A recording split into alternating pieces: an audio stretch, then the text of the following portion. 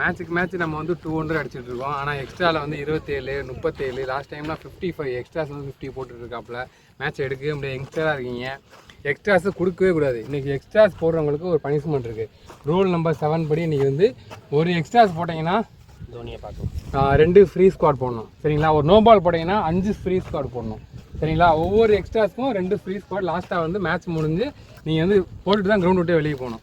சரிங்களா? இதை வந்து பனிஷ்மெண்ட் எடுத்துக்கோங்க. கண்ட்ரோல் பண்ணணும் பவுலராக. சரிங்களா? நல்ல ரிசல்ட் கொடுக்கணும், நல்ல கேம் இருக்கணும். ஓகேங்களா? ஃப்ரீயாக இருக்கும், ஜாலியாக இருக்கும். Tirupati 1 wide, Adhi 3 wide 1 no ball, Karthi 3 wide, Gokul 2 wide 2 no ball, Sachin 1 wide 3 wide 1 no ball. Start பண்ணுங்க. கேப்டன்பா, பரவாயில்ல யாரா இருந்தாலும். திருப்பதி வேற மூஞ்சி வரைக்கிறா பாருங்க. திருப்பதி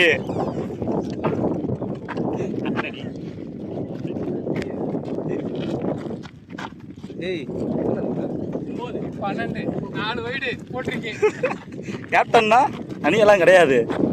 எத்தனை போடுறீ?